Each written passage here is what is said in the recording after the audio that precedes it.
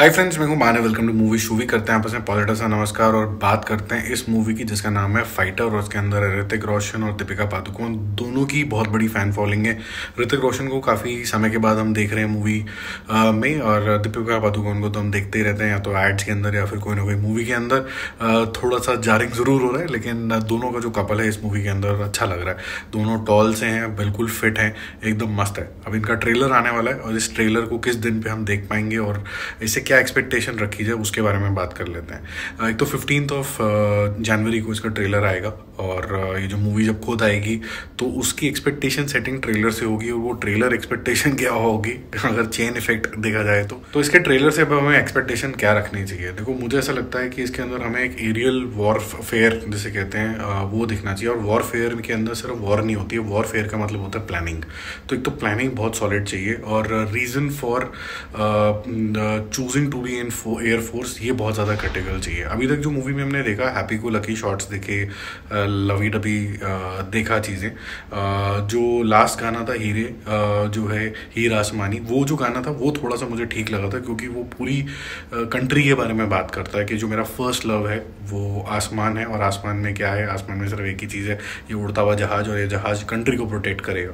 अब मुझे ऐसा लगता है कि इसके अंदर एक तो ये इंडिया और पाकिस्तान ना दिखाएं, कोई बड़ा अफेयर दिखाएं। बड़ा अफेयर दिखाएंगे तो आपको क्रॉस बाउंड्री बातें करनी पड़ेंगी, which will be China, which will also be may be US और समबडी एल्स, और वहाँ से आपको प्रोटेक्शन प्राप्त करनी है। और क्योंकि आप वॉरफेयर जो है किसी टेररिस्ट वगैरह के पास से तो नहीं करने लग जाओगे, उनके पास इस तरीके के जो टेक्नोलॉजी होती है वो होती ही नहीं है जनरली, एयर वाली इतनी ज़्यादा नहीं होती है।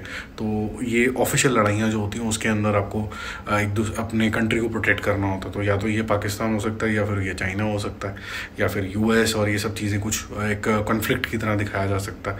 अब ये जो कॉन्फ्लिक्ट होते हैं, इसके अंदर एक और कॉन्फ्लिक्ट ये है कि इसके अंदर आप पॉलिटिकल रीज़न की वजह से इतने एक्सप्लिसिटली बोल नहीं पाते हो, क्योंकि आप स्लाइटली बड़ी कंट्री हो अब पाकिस्तान से, तो आप कुछ भी बोल बाल के निकल जाते हो। अब किसी और कंट्री के साथ करोगे तो सीरियस ऑब्जेक्शन हो सकते हैं।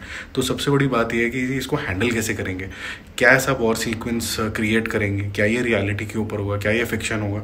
अभी अगर मेकर्स की माने तो ये फिक्शन के ऊपर है, तो क्या ऐसा सिनेरियो होगा क्रिएट, वो सबसे बड़ी बात है। तो मैं पहले तो इंडिया पाकिस्तान नहीं देखना चाहूँगा, कुछ और देखना चाहूँगा, लेकिन it has to be dealt politically correct, क्योंकि अगर आप किसी को अपसेट करके करते हो तो फिर थोड़ी सी गड़बड़ हो जाती है। सेकेंडली, ये जो लव का एस्पेक्ट है ये थोड़ा लिमिटेड दिखाएं।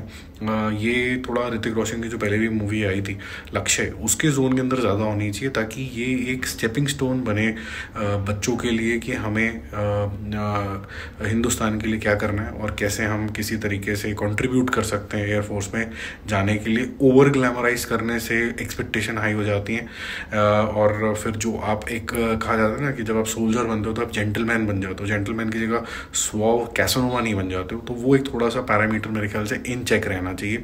गाने वाने अदरवाइज थोड़ा सा मूवी ओवर द टॉप होगी क्योंकि फिक्शन है, विच वी अंडरस्टैंड। मेरी एक्सपेक्टेशन ट्रेलर से ये रहेगी, आपकी क्या रहेगी कमेंट करके ज़रूर बताना। Bye bye.